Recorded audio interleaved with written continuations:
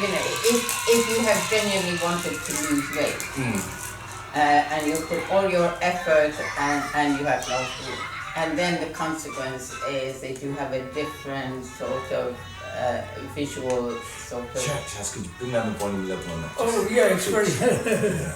Because I might, yeah, and I might be forced to dance. You will not like that. You will. That's a threat. That's a threat. Yeah. That's a threat. Yeah, we have the option. We have the option of running away, haven't we? Running away out into the cold. Okay. That's Get it just right. We had that outside once. You were outside and you wanted to dance, and the two of us said we'll run away. I was the end to it. Yeah, so they had to get rid of all the excess skin and what have you, and it showed the operation. They had a female and a male, and it was really gruesome. But you see, that itself is another important subject. The important subject is about plastic surgery and how good looks today, right, can be bought. Good looks can be bought now. Well, most of all, I feel bad for the female of the species. They have a choice. It is a choice. It comes down to insecurity. To have the choice, I think, is good. To be able to choose, to learn to choose, that you choose, you know, because you have the money or because you want something or you can afford something in particular that you feel that you would enjoy. There's some women that Not can't because afford it's necessary, but because you would enjoy it. It's a choice. The emphasis should be on making people being able to make clear choices and then be happy with their choice, but also know that the procedure that they are about is as safe as it could possibly be. Similar things with hijabs, But the thing in face itself is not wrong. Is it only pretty people that are successful? With what? Is it Adele?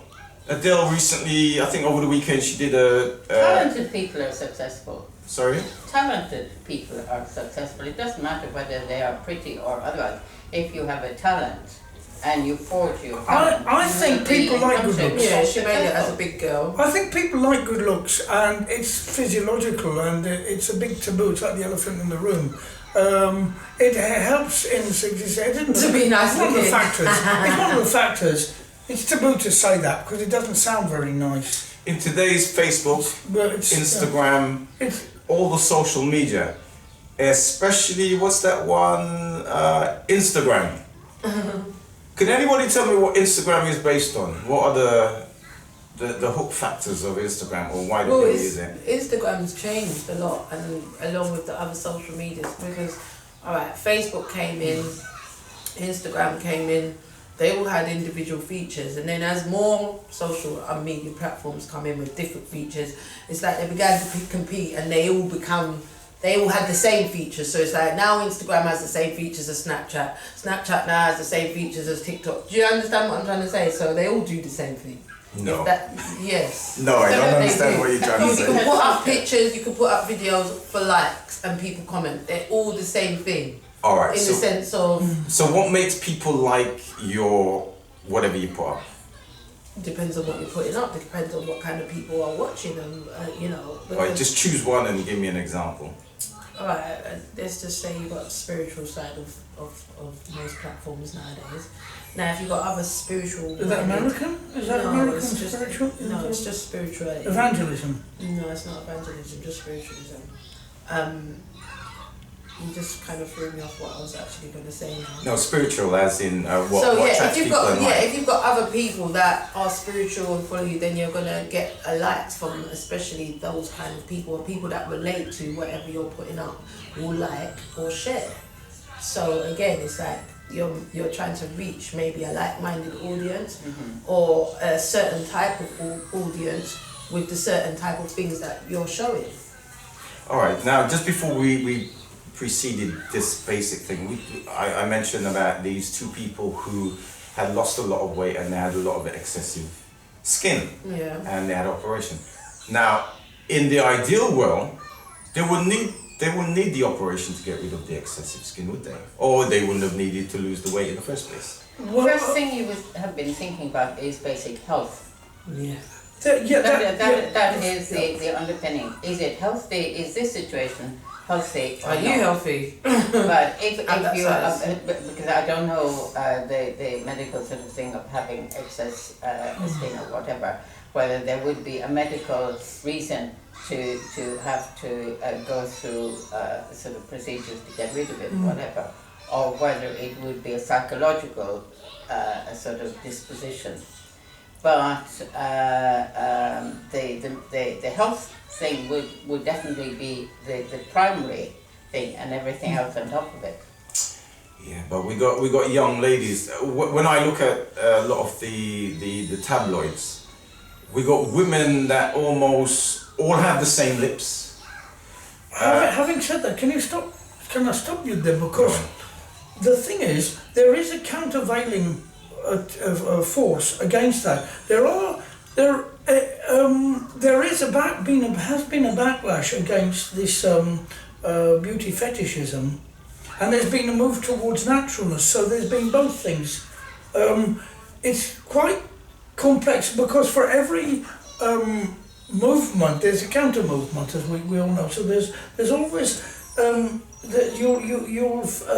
think you'll find as many people who are possibly trapped in this, to use a simplistic word, as people who've actually rejected it. I am part of the problem, right? I'm part of the problem because I'm part of the media, but I've always been part of the media. So you're part of the solution as well? No, I'm not part of the solution. The solution lies within the individual person, how they perceive and how they see themselves. I would produce stuff in relation to the market, what the market demands. I would sometimes walk into a shop that sells magazine and just stand there and just look. And all you see is head and shoulder shots of women. Even in the men's magazine, you have head and shoulder shots of women. And even with the men's magazine now, men are now under pressure as well, right? So there's an industry out there. Only recently, it's called body dysmorphia, isn't it? Tell us more about body dysmorphia. I've noticed that a lot of young men have wanted to look like muscle men, and they look extraordinary. And I've overheard them talking. I don't know much about the scene, obviously, but what I've heard them talking about taking like steroids, which are basically horse testosterone. Very, very dangerous for the body, because I mean, people are not meant to take horse testosterone. I mean, you know, it would be damaging. But the thing that's the medical side of it. But the thing is, the psychological side of it is this. Yes, advertising dysmorphia, but dysmorphia may have always existed to some extent.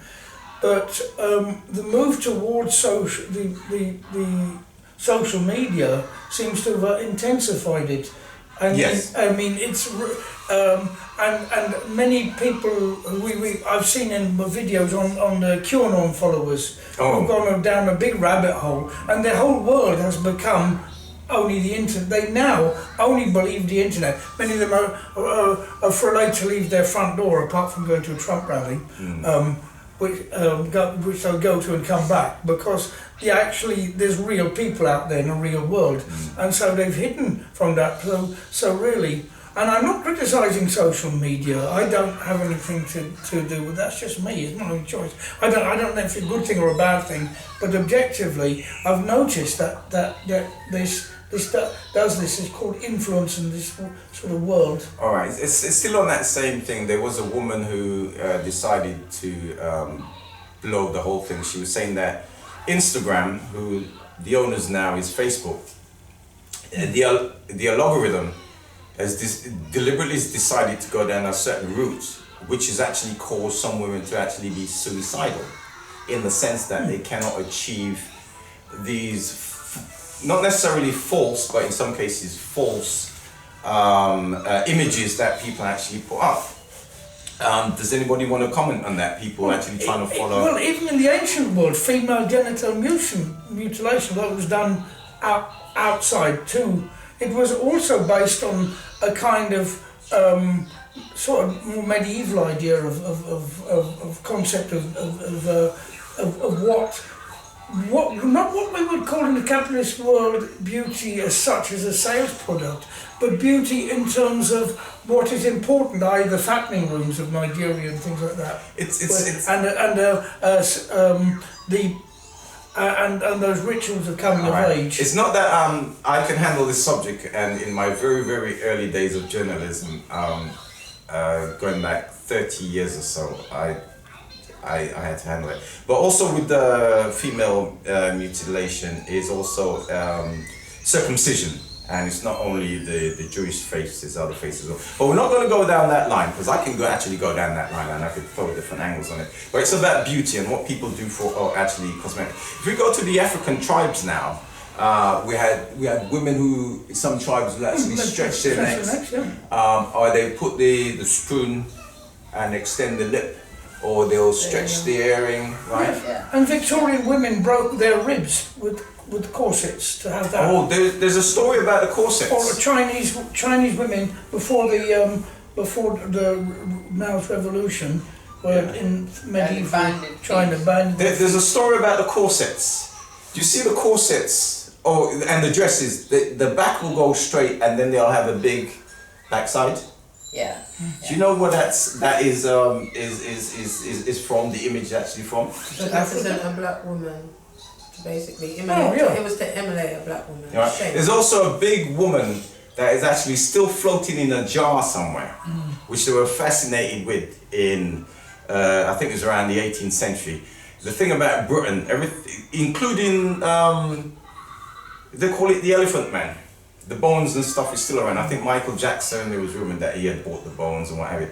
So there are jars, there's specimen jars where there's loads of different kind of people and stuff floating around. And even if we go to, all right, let's stick on the cosmetic, because we could go down certain areas there. And right, so what women will do for cosmetics and to exist in this world, this media world that we live in. All right, one of the biggest influences at the moment is Kim Kardashian, right? Why do you think, to who, according to who? Well, tell me what's different, tell me what's wrong with that. She ain't the main leader in what? In the sense of what? Beauty? Is that what you're saying? You tell me. Be clear, because then I can reply if I know that's what you're saying. To me, I don't look at people and women, as a black woman, I don't look at women like her as a beauty standard, because she looks nothing like me and I look nothing like her. So to me, I wouldn't say she's the thing right now or the beauty standard in my eyes, and maybe not to a lot of black women as well that look like me would say the same thing. So again, women like her, you are trying to look like a black woman. Like, let's be fair. We all know you've had stuff done. You, the rest of your sisters, whether it's your lips, your bum, your hips, the tans, the braids and stuff they wear, they all got grandkids. You know. Alright, so we have J-Lo and we have... J-Lo? Where's the black women? But you sort of think black women? J-Lo, Jennifer Lopez, do you know how old she is? Well, tell me about the black women then. Like, you got loads of black women that are like really doing. You got Issa Rae, who's a writer. You got there's another English girl who's very beautiful, very attractive African woman. I can't even remember her name. She just won an Oscar as well recently for one of her movies called. What's the movie? I watched it as well. It was such a good film. A British writer and actor. She was the star of the show of Bubblegum. Or Chewing Gum, that was the name of the show. She starred in that, and I think she wrote that herself as well. But yeah, there's loads of women. You've got Viola Davis, you know, like strong black women that, you know, powerful. All right, the reason why I am thinking about the subject is I am I don't want to say I'm part of the mainstream I media. sort of think the idea of sort of beauty in a way. Yeah. It's hard to know that when something strikes you or when somebody strikes you as being attractive. It is not just the visuals of the thing, it is the fact that they sort of look alert. So you're going past just the visuals of the thing. For me, beauty comes with other things like moral characteristics, the kind of person you are. Are you a model human being? Are you, doing good things? That you can be a beautiful woman. I had this conversation with someone else the other day, and if you're just a beautiful woman and you ain't got nothing else inside, or no morals or no intellect, then it's just congratulations to your face. Like you don't have nothing else. Do you know what I'm saying? You're just pretty and that's it. It's very funny. And some people, there are women out there that are actually just beautiful and there's nothing else to them. So we got Geordie shows, we got, what's the other celebrity thing? So we got Geordie shows, which is the other one? Where they're models and the I Love Island. Yeah, I don't watch those. Right. Now these are some of the hottest rating things at the moment. And once you're on Love Island, you now transcend into a more... I thought Love Island was the island that was called Great Britain. Maybe I'm wrong. No, I think it's... Yeah. Right, so Love Island, things like the other one I was saying, right? So these are high rating shows. And then we had the Big Brother, Get Me Out of Here, right? And the more skimpier... Get me out of here. I'm a celebrity, get me out of here. Oh, that's it, yeah. Yeah. Mixture of programs. I'm an insect, get me into here. Yeah. And we do have I'm a Celebrity, Get Me Out of Here. That's now just started, hasn't it? I don't watch TV. Yeah. And it's been shot in Wales, Anton Deck and what have you. And usually there's always the scene where they're having a shower out in the open, and that person usually their career actually takes off in a more modelling and glamorous way, So we have those programs based the viewing figures. Oh, plus we have Strictly Come Dancing, which I love Strictly Come Dancing. Tell me about Strictly Come Dancing. I think it's great. I mean, that's one of the few things I like to watch on television, and when on my friends I play on a Saturday evening. It's probably one of the... It's very fair. I like the professional judgments and it's very nice. It's not nasty. I know that it's a mixture between the commercialism of having people at home voting and based on their own sort of bigotries and that. But the judges themselves, they sometimes play to the crowd, a little bit of panto-ish, tongue-in-cheek playing to, but there's generally, it's quite pleasant, and there's not much nastiness, and what do you mean by nastiness? What's nastiness? I mean, from the X Factor, there's been a lot of nastiness and capitalism. There's been a lot of nasty judgmentalism and brutality and competition and that. Yeah. And for me, Strictly Come Dancing seems to run counter to that. Oh yeah. And in a funny way, it's remained more successful. Everybody has to achieve something. There is a genuine achievement. I mean, I haven't watched it, but there is a genuine achievement. You actually have to learn to dance with somebody in such a way that it is entertaining to watch. You are, there's a challenge involved, and it's a pleasurable challenge. Yeah, but you got to remember as well, these people are actually week by week, actually, like you said, learning a skill, how to dance. Yeah. You got what I'm saying? So it's not like they're professional, like you have one professional dancer and a learner. Yeah. And what you actually need is, you don't need somebody who is already utterly capable of dancing. It's somebody almost with two sort of left feet, and they overcome that, and it's the pleasure of sort of working with their I don't mind watching Strictly Come Dancing with me, because I used to, growing up, my favourite movie was Dirty Dancing, and it's like a similar thing, like a professional dancer teaches this this girl that didn't know how to dance to fill in for another woman that couldn't do the show basically, and she learnt the skills, and she became a dancer overnight in the movie, not literally, but more or less. So that's what that kind of dancing, it kind of reminds me of that movie. So sometimes I don't mind a bit of Strictly Come Dancing, you know what I mean? Or the one on ice as well. They've got another one like that on ice. I also don't mind much. So, what do you think about Strictly? Well, good morning, good evening, welcome. Whichever part of the world you're looking at us from, and whatever time of the day. The fantastic thing about technology is that you can watch us anytime, any place.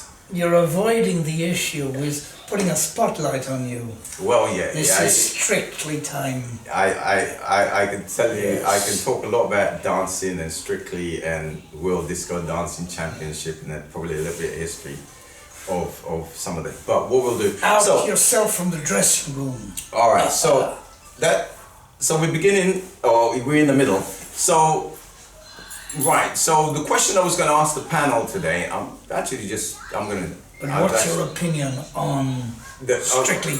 Well, we just had the opinion. So I'm just going to... What was it? What was the conclusion? All right. Nul point? You're right. So let's get back to the show. So the question is to the panel, right? And I'm surprised I never actually asked them that for the audience out there, right?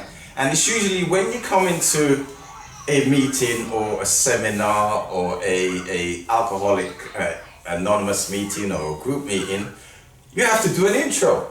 You know, hi, I'm such and such. I like la la la. I do such and such. I'm 4 feet tall. You know, la la la. I play cricket or what have you. So today we're gonna do that intro. So it's not necessarily a meeting. It could be you just walked in and this is like a conference and you're gonna be one of the panelists. So May, how would you describe yourself? Hobbies, activities, likes, dislike. How would I describe myself? I'm probably a pretty active sort of person, in the sense that it's very hard for me to sit down. I usually have about 10 ideas at the same time, and I want to do all of them, which is not a marvelous thing in itself, but anyway. I'm terribly used to myself, so me and myself get along fine. I don't present problems to myself. I'm probably sort of curious about people. I tend to enjoy individuality. So the fact that people think different or behave differently or behave odd, I'll probably enjoy the curiosity of all that. I love living in London. I was brought up in the countryside, so I have the memory of countryside always impressed on my mind. So I have the best of all possible worlds. I'm in a forever changing city, and in Boston, on top of that, is a beautiful countryside. And I'm interested in so much I haven't got time to almost sort it out. I can't think of anything else to say. Shaz, the description of yourself, your profile on TikTok or something. Okay, I would see myself as a very confident speaker, someone who is very real, and I like people who are also real. I don't do the beating around the bush. I'm a very straight up kind of person. And I like I'll start considering myself as a bit of a loner actually. I like alone time, and I think it's when I'm at my best is when I'm alone. I'm also very good in social settings. I'm very easy to socialise with, believe it or not. People talk to me even when I don't want people to talk to me. So I think I just have a natural kind of aura where people just come to me and want to talk to me, which is cool, but I like to also spend a lot of time alone. I'm also a mother of 2 beautiful daughters, so I am raising 2 children at the moment as well. And I think for me, life just seems like the strangest now, so I tend to question a lot of things. And most things I question, I tend to get answers to. So I will continue to question and receive answers. That was perfect.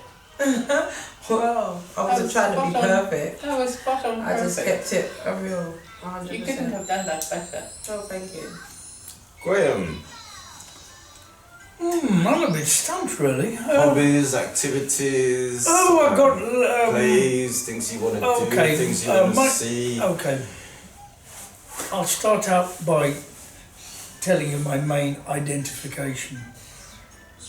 My name's Graham, and I am a Homo sapien. There may have been some Neanderthals in my past, but I have no memory of this. I live in this on this island, which is part of a much larger planet, and because I believe in science, I know it's round. I'm slightly hyperactive, that's made said about, and my friends and colleagues who've known me for a long time, they refer to me as a bit older and eccentric, and I don't know if I really like it. I kind of accept it, and when I'm in a good mood, I quite like it. And I don't know. I mean, really, what am I going to say? I don't really know what I'm going to. It's easier to actually interact than actually talk about myself. You'll just find out more about me through my external interactions, really. Don't you play music? Don't you do drama? I love. Well, I actually I had a breakdown as a teenager, and I've discovered the I've always loved education and reading, but I was still quite a serious person. I discovered the performing arts and found the arts in general and another side of me. So that's really rounded me off, and I realised that some of the eccentricity was actually a bit of artistry, really, and it's rounded me off. So as well as the serious part from sort of reading and current affairs and things like that, I've added a dimension to particularly dancing. It's given me great pleasure, and then the body side of it, and I've got in touch with myself through the arts and that, and I've made myself a more rounded character. So really, I am serious, but I don't take myself seriously all the time.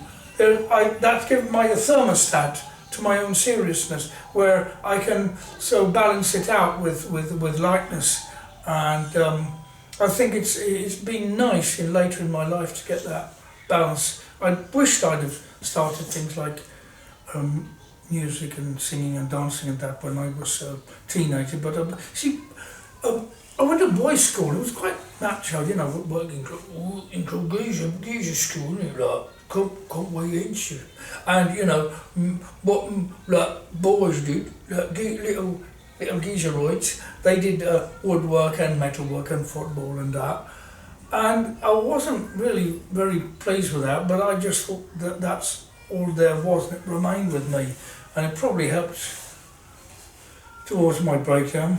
Who knows why that happened. Labour Party But conference, anyway, you got 10 seconds.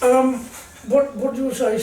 No anymore, you got 10 that's seconds. It. What do you want me to say? That's it.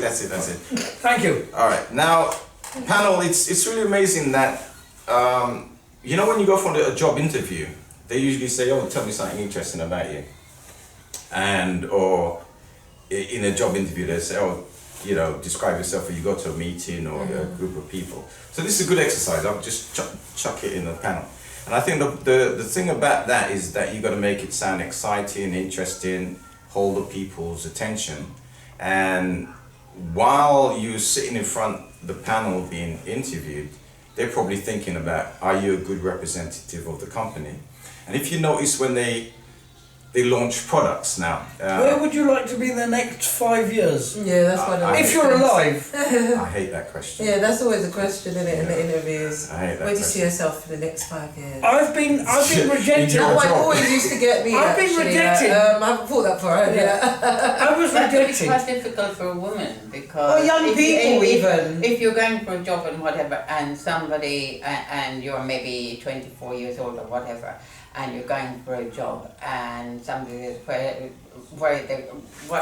what's your visage of you in 5 years' time?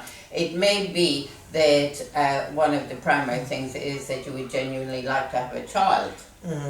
And the idea of that as a projection of your somebody who you're relying on, who is going to have a major change in their life and get which pregnant. means work stops. So a bit of diplomacy sometimes has to be reserved. I agree with me. What do you mean diplomacy? You mean you lying?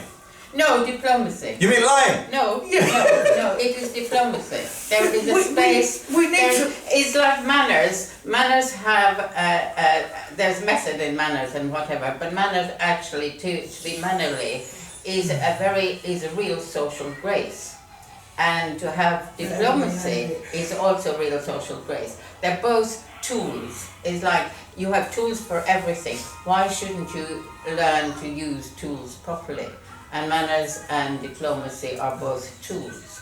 Manners and diplomacy are wonderful, but to people in power, right, where they have the sort Tools of for Damocles everybody. over my head, I think lying's a very useful tool. I mean, diplomacy are two really very good things to do with people on my level.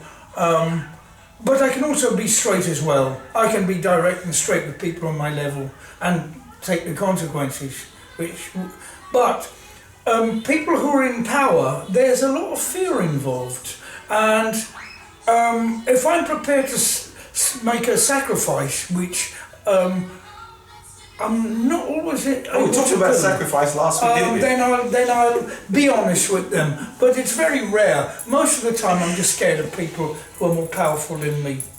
I've reached a stage in life. Really? Or is that to me, or scared of people more powerful than him?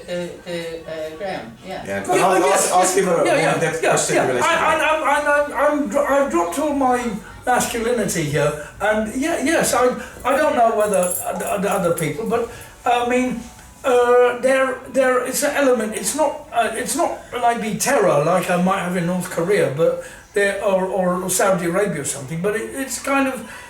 I think it's quite healthy to have a bit of fear of people in power. It takes a lot of courage to overcome it. It's a good thing to overcome it, but if people didn't have that fear, I think we might have had a revolution and a much better world to live in. So what do you think is going on now then? At the moment, You don't think people there's a revolution? You don't think people are marching or protesting all around the No, world? they're doing nothing. They're doing nothing. That's why Boris Johnson gets away with things. They're doing with the strike. What's happening? I think it's a very quiet time. People have been just crushed, really. And I'm not talking about this lockdown. A long time before that, a lot of people have actually accepted the status quo, and I think that.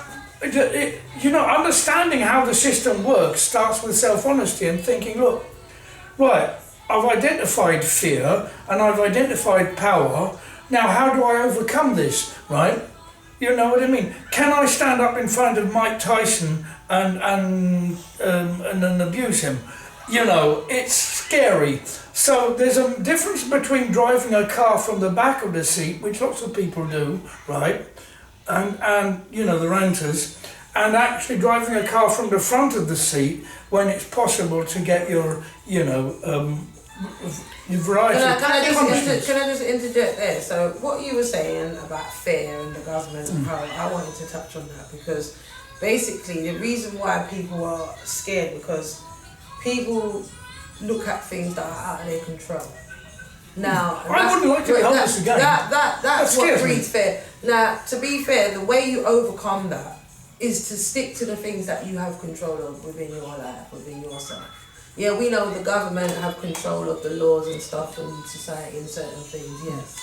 We are aware of that. But what do you have control of? I mean, and that's what people don't focus on. They could people kill focus the on the things that they can't. The police can kill you for what? Yeah. Because they want to. I don't live in America. We live in England. Yeah. Look, so the chances of us being killed by police it can happen in a are close. very small in England. Look, we don't live in America. if I carried on getting punched as I did, I you know, eventually I could have hit my head. You might have higher chances if you're a male or a black male in this country. Yeah. As a female, that's not going to happen. That's very unlikely to happen. What about that? There was a woman called Sarah something that was tied up with tape, and they said she was very strong. She was covered head to foot in tape. Sarah Jared. Oh, Jared. Oh, in Tottenham. Yeah, I just forgot. It's the deportation. That was the deportation thing. Yeah, they killed her. Oh, suffocated. Yeah. Cynthia Jared. Yeah. Tottenham. All right. We're not going to go down that line. We're talking about kind of a privilege, and we're going to drift into part of the subject. There was a white youth, which he was about 17, 18. Carl Rittenhouse. Tell me what 17. you know. Tell me what you know so far about the story. So basically, Carl Rittenhouse is a young teenager in America who went out, I think it was during the Black Lives Matter protest, and was armed with a gun. And went out and basically I haven't been fully following the story, but I have seen clips of it. He either injured or shot 2 or 3 people. He killed 2. Oh, killed 2 and injured one. Right, so I was correct. 3 people, 1 was killed, 2 were injured. 2 was killed. Oh, 2 was killed and 1 was injured, so yeah, 3 people. And basically they had a court hearing, I didn't follow none of that, but he got off not guilty. Even though he did kill other white people, they were not black. But it's it just, to me, that is showing a highlight in 2021 of white privilege being exercised in today's society in America. Because he got off scot-free, no jail time. He got found not guilty. So again, it's like, all the marching, all the protesting, all the so-called law changes and the black president in America, the black secretary now, Camilla Harris. You know, is this making any difference? Because me personally, I don't think so. I don't think the system is ready to derail a system that they benefit of financially. Now, even this, I'm going to just drop this in. I watched a video the other day about the private prisons. And basically what they did 30 years ago, they had a meeting, some people had a meeting and got together. And what they did, they incorporated private prisons with rap music. This is how much these people are willing to make money off a system of racism. It drips down into so many different industries, not just police brutality, not just the prison system, it's music industry, it's in the film, it's everywhere, it's everywhere. Now to think that they're gonna let us break that system down, that they make money from, and let's face it, it's a lot of money. It's a lot of money in all those industries. Now they incorporated, well, this was a 30-year ago conversation that was had, they incorporated rap music to the prisons, to the private prisons. How did they do this? They basically let rappers know, we want you to sing about killing, drugs, and guns. And as long as young black people are hearing this music, they're going to want to go out and do what they're hearing, and that's going to fill up our private prisons. So not only are you making music from the music industry and the rap, because we know who runs that, and the top people are not black people, yeah? That run the music industry, it's not black people that runs that. It's people that don't like us. The private prisons are also, again, run by these minority of people, again, that make money 2 ways. And it's really sad.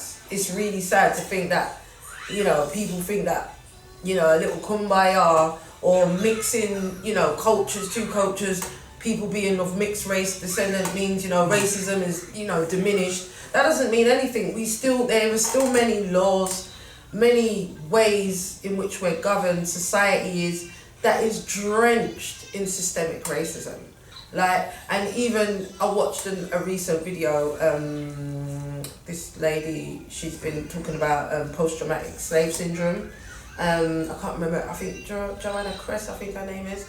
And basically she does seminars speaking to people of different races, different cultures, and basically she asks them about black racism, and people are raising their hands. But the question is, how does black racism affect white people's lives?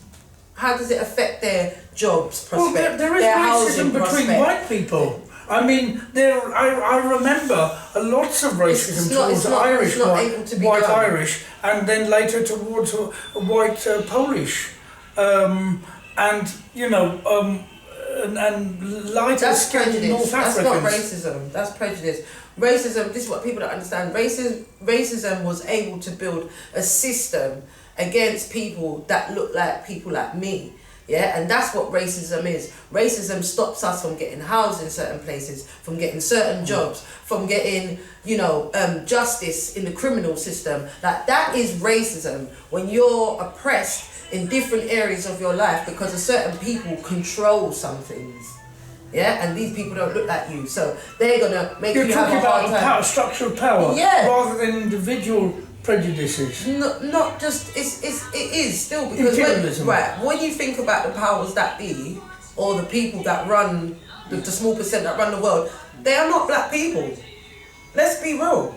Like, they're not black people. But if you go back into history, you had serfdom. Now, serfdom, for example, in Europe, and what has been extended to Russia, so you have serfs, you have people, you have landowners, and then you have all the serfs who are attached, or in reality, they are practically owned by the landowner. They cannot go and give their labor to somebody else. They have to work for this. In fact, serfdom in Russia was abolished. This is what I'm saying. Black people, we built the economy in the slavery is based on the economy system that runs today in England, the British Empire, and in America. This is why these countries are still being able to run under the economy that they are, because we built this. Can I just add to what Shaz is saying there? Well, that is true. Like, we built it. Can I just and we still get nothing back. We're still at the bottom of the barrel. Like, how is this in 2021? And one of the biggest thing that hit in the fan at the moment is the cricket. The institutional, the structural, we had this conversation the other day. the historical, right? The board has resigned. They've got new chairman. They're now trying to find, for the main person who's challenged them, they're going back in history and they're trying to find little things about anti-Semitic, or he sent a sex text to his girlfriend. Like, all of that's made up. This anti-Semitic thing, I'm just going to be real with you. Like, what is this anti-Semitic law? So basically, these people have made up a law that you can't say anything about these so-called Jews because it's an offence. It's an offence. But all the stuff that you are doing against black people is not offensive. The fact that you've built rap music to be made the way it is, to sing about drugs, killing and you understand me, gangs, so you can get the black boys back in your private prisons to make more money. Like, how is that not offensive? Like, do you get what I'm trying to say? Anything you say about the Jews or the Holocaust, like, I look at it like this. The so-called Jewish people, they got paid off. Black people, we did not get paid for slavery. We still haven't been compensation paid. For slavery, yeah? We never got compensation, reparations, none of that. In fact, the money got paid to the slave owners up until 2015. Yeah, so at the end of the day, for you to say, oh, about this, about Jewish people, oh, and it's a law. People, I've seen, look what they did to Nick Cannon's career. They shut him down because he made an anti-Semite, well, I can't even pronounce it now, opinion on something he said. You're allowed to abuse Palestinians You're allowed to be black people abusing black people is cool. They've just made Hamas. They just made Hamas a outlawed terrorist organisation, and anybody supporting them, they did that over the weekend.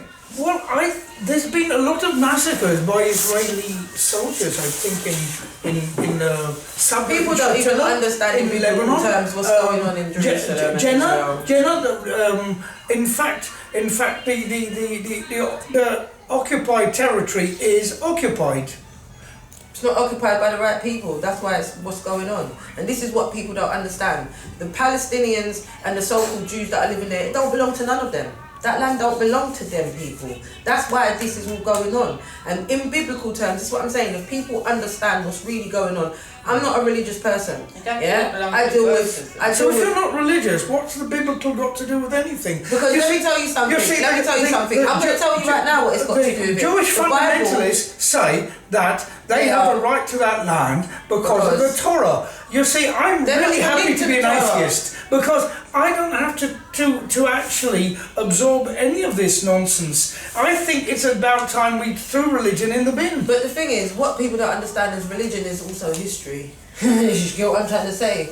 A lot of religion is his story. It's patriarchy. Yes, it's not. It is not her story, is it? It's not just patriarchy. Like not your story. It's not your story. Right, and this is what I'm saying. In biblical terms, the Bible pertains to black and brown people. That's who it's for. Yeah. So the so-called Jews that are walking around here are not the original Jews. They're not the Israelite. They're not the 12 tribes. They're not the 12 tribes. I don't know anything about this nonsense. The word Jew derives from the tribe Judah. That's what it's short for. Yeah, and this is what I'm saying. 12 tribes of Judah. The 12 tribes of Judah, yeah? That's where Jew comes in. Now, these people are saying they're Jewish. What about QAnon? They're saying they're Jewish. Is Donald Trump really going to save America? If I say I'm blackish, what does that mean?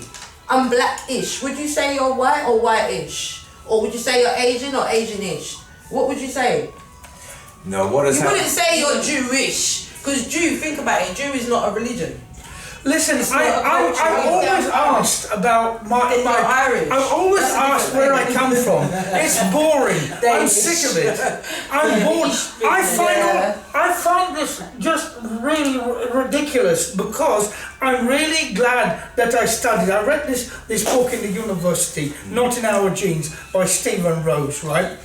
And he unpacked a lot of the where racism, scientific racism, came from, Oxford and Cambridge. During the slave trade, when the slaves were fighting back on that, and there was also abolitionists who were fighting against abolition for moral reasons, and also they were getting the inroads into the trade union movement, the what they call the combinations movements in So I'm not going to go too far from that. I'll try to pull back now. Now, this scientific racism is a complete fallacy. Was created to justify the slavery, and it's took a hold, and it was a justification for slavery, right? Post facto, not a priori, but a posteriori, afterwards, to create what they were already doing anyway. That's why in Portugal and Spain they just had slaves, and they thought that well, we just have them because we like having them. But in England, this idea was a phony idea. Yes, it was a very different ideology they had. The heads of the skulls, right, were full with pellets, and it was written down and made out that somehow black skulls are lighter than white skulls, and by the way, women's skulls were meant to be smaller. That was so these things went in parallel. But you call it with eugenics, I think, but.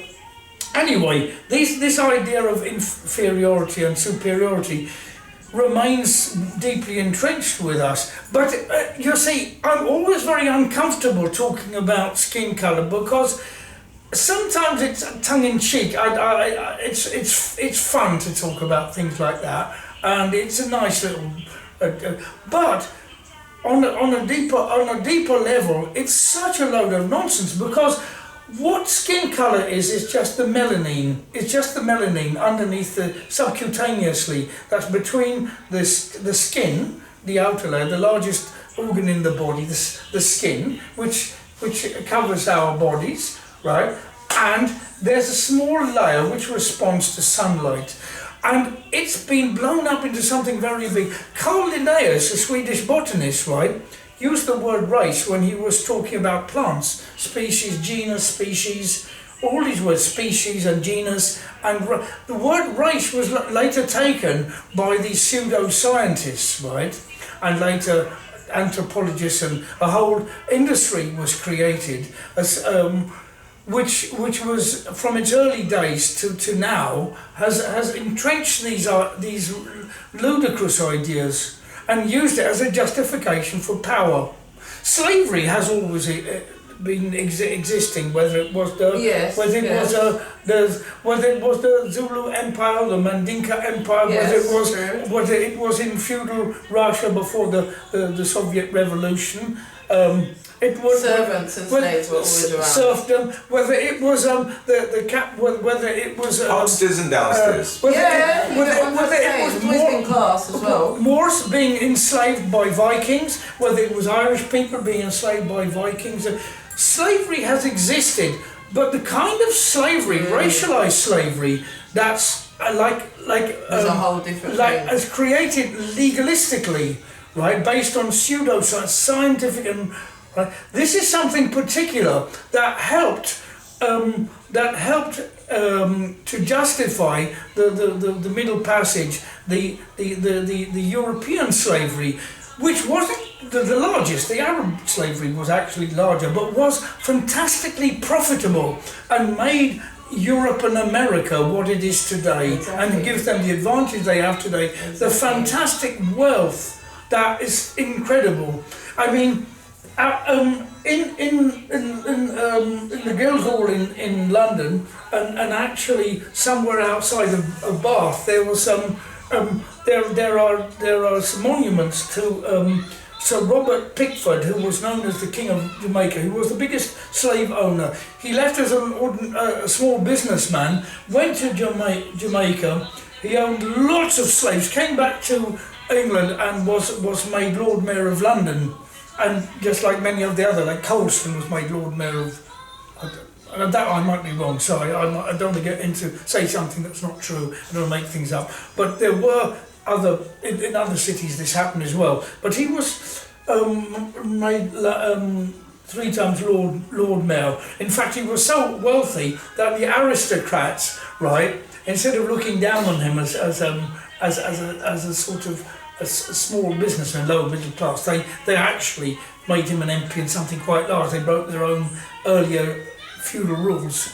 And so we call it meritocracy, but basically a lot of the slave owners became so wealthy that they helped capitalism to develop the idea of capitalist meritocracy, the idea that people can be so wealthy they can fit the old snobbish rules of the aristocracy that still infects British society. May, what's your view on those inequalities, slavery? The Irish was is part of that. Any views on that? Does those inequalities still exist, or? It would surprise me if inequality wouldn't exist always and forever, in the sense there's always a struggle between humanity is not perfect. I mean, in all our psyche there are aspects of us that we have to learn to sort of control. It's the whole idea of sociability, that we teach ourselves how to interact and work collectively. I think there is an inbuilt thing in each person that they want to be king of the compound. But the whole idea of civilization is that you learn how to integrate and how to work collectively together for the benefit of everybody. And it will always be a perpetual struggle. But the fact that something is difficult is not a reason not to always keep working towards an ideal. The inequality. Inequality is utterly unfair. I mean, the idea of poverty at the moment, I sort of think, is not so much that people economic inequality. They haven't got enough to eat or whatever. I think most people have sort of enough to eat. What they haven't got is the equality of opportunity. And I sort of think it is the equality of opportunity. I think it's equality of outcome. Because equality of opportunity can be used as a paintbrush to pretend. It's been the idea of meritocracy is the biggest joke around. I mean, in the 1960s, a sociologist made a little book as a joke, a piss take, called A Meritocracy. Merit plus effort equals reward. And this is taken on by the Conservative Party and turned into something which now people think is natural. There's a lots of things which are not natural which were created, like scientific racism, for example. Well, the idea of meritocracy, which we now think has gone back to the 16th century, hasn't. It's a new idea, and it's just a mere justification that helps the rulers and the power holders fool the people who are less powerful and less advantaged.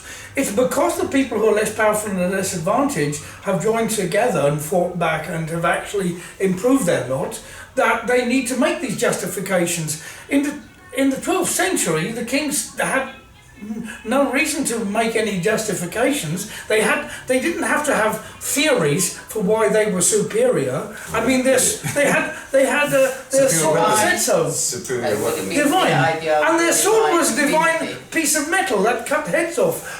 It's only now that they have to use justifications, and that's a damn good thing because we can catch them out. That's the brilliant thing about education. Well, I mean, free education. I have such an excellent panel here, and this is one of the subjects that's really got them straight on the heart. Well, what we're gonna do? We're gonna clap your hands. Stamp your feet. That's Prince Charles. If you're happy enough, clap your hands. Yeehaw. Well, so what we're gonna do? We're gonna get to a more social question now. Like the first one was describe yourself. So the kind of last one and question I'm going to ask every member of the panel is ambition. Not necessarily in a job or you sit down there, but what would you like to see happen? Maybe even for Christmas, maybe even for yourself, maybe even for the world. This is a beauty competition question. Nick. Ambition. I'll actually keep it simple and I'll make it personal. Because you have the control over sort of that. My ambition sort of for Christmas is I gave up painting a long time ago, but never in my mind, and I would be very happy with myself if I can sort of slightly overcome that phobia and start what I really want to do, because only I can do it. If I don't paint my paintings, they won't exist. Nobody else can do them for me. And so I want, by Christmas, or even on Christmas Day, to start a painting that is in my mind for a long time. What kind of... is it landscape? Is it portraits? Is it flowers? Is it bees? It would abstract? be... No, I sort of think it would... Lie around on it naked and finger around and what comes out, that's art. I suppose in the terms it's so parallel to music. What is it that you're trying to do when you fuse different elements, different sounds together?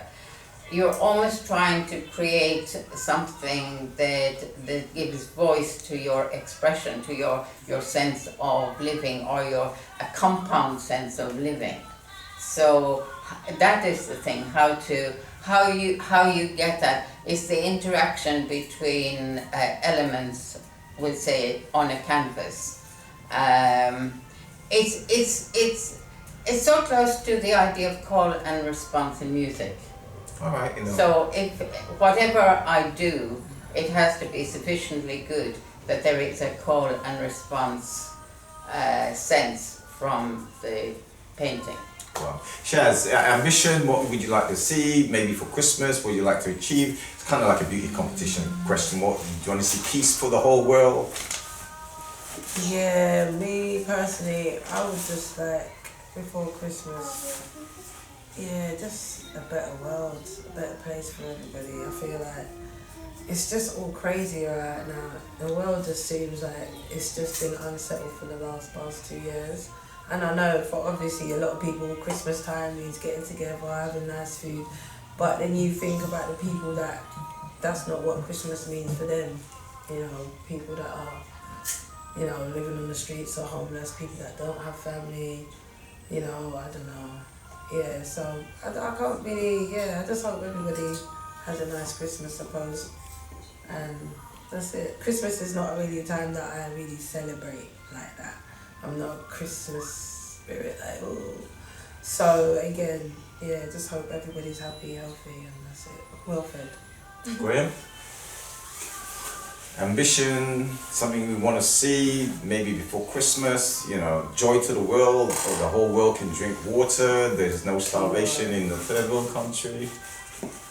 Well, what I would like my daddy to get me for Christmas is a redistribution of wealth.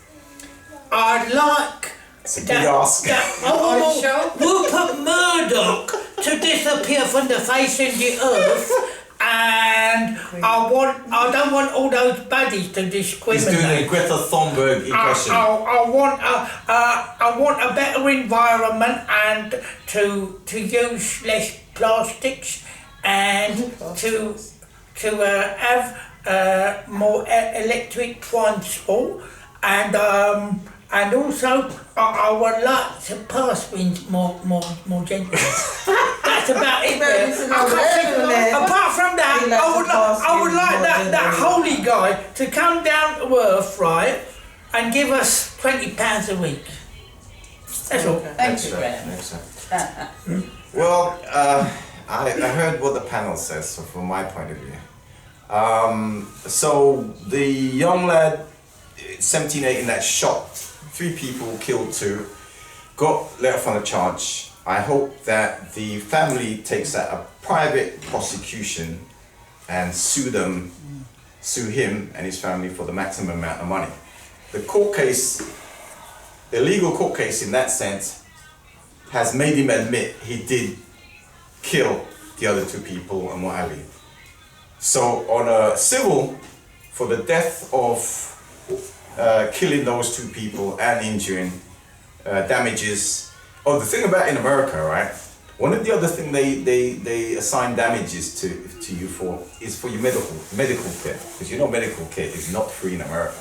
Oh yeah. You know, so all right. So that's last night the panel isn't really up to date with that story, but from this will go out. It will be the talking thing, probably for the next 2 or 3 days or what have you. In America, there was a parade and somebody actually drove a car through and they killed about 3 people, injured about 24. The people that actually are injured are between very, very young children and very, very old people. I've actually managed to see the footage itself. On the police haven't given the full thing yet on who's done it or why or what have you. That will soon come out. But I'm not going to get into speculation, mate. So back to us over here now. We are, somebody's unrest. Do you know Europe is actually protesting? Austria is going into lockdown. They've been protesting over the weekend in over there. Unfortunately, a lot of these protests are left by the far right, who are very anti-scientific, and it's really a shame that the far right is leading the protest, because left people are put in a paradox. I mean, you know, there is a major health problem, and it's real, but there's also social injustice, and I think the far right jump on the bandwagon, and they play both ends against the middle.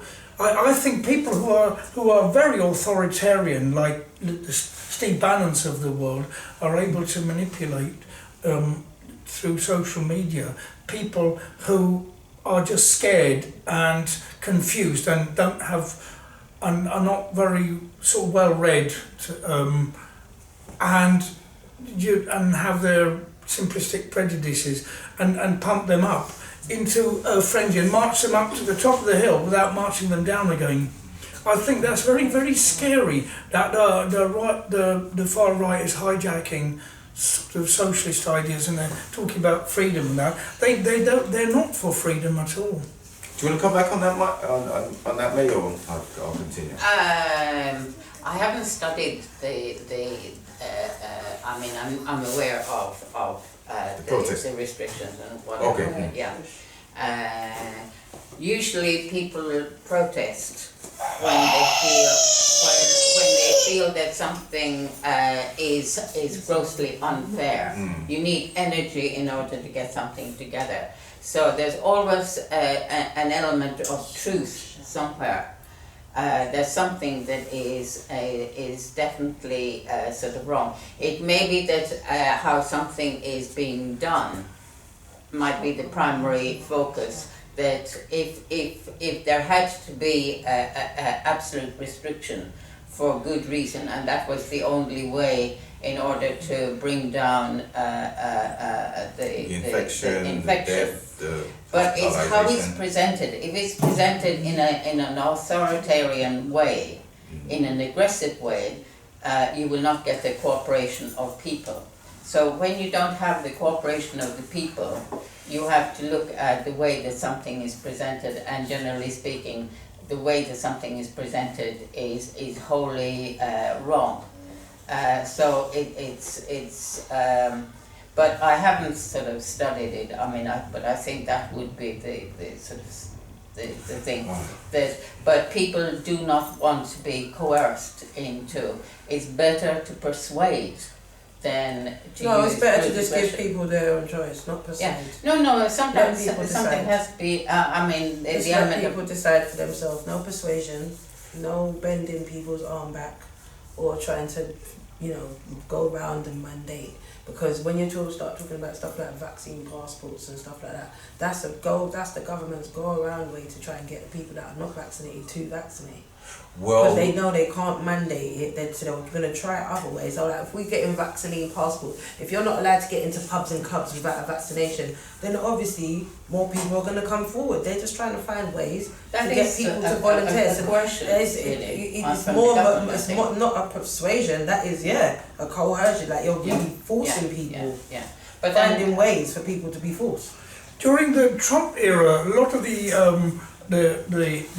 anti-lockdown and anti-vax protests were led by the fascists, the American Nazi Party, the Ku Klux Klan, and people like that.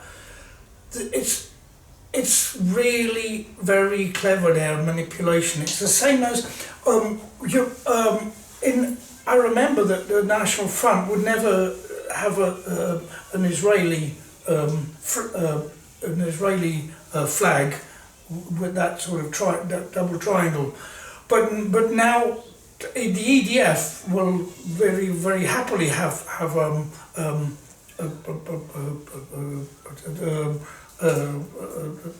Israeli flag.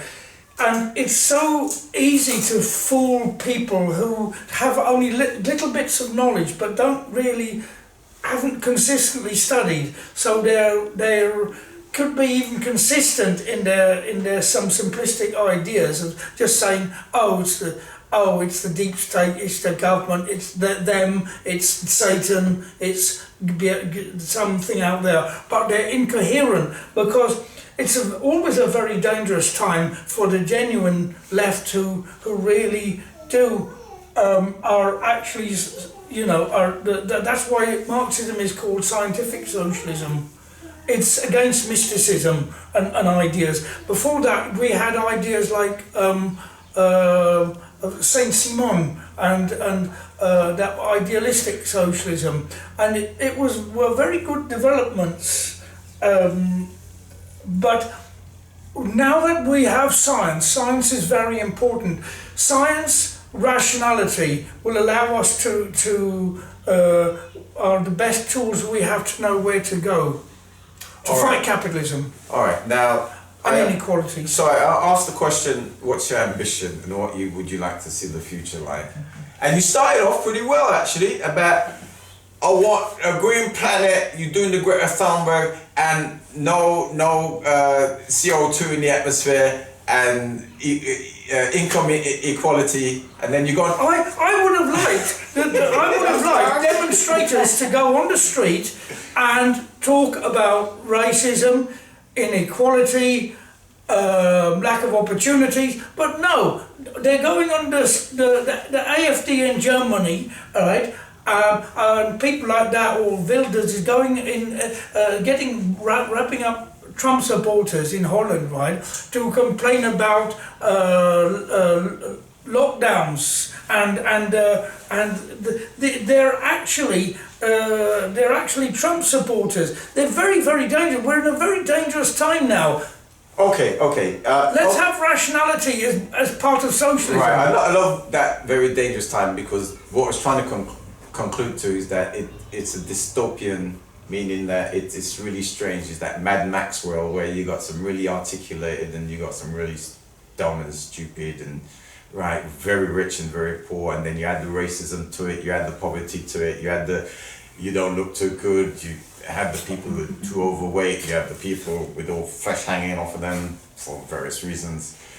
So the future, I'm talking about the vaccine passport. So Austria's under lockdown, Russia's just come out of lockdown, right? There is, the third world doesn't have enough vaccines. That's a huge problem. That's another debate. They don't have enough vaccines. Save that for next week. No. That's another debate. Next Because week. in fact, the third world don't need the vaccine. Yeah, I know. We'll save that for next week. Yeah.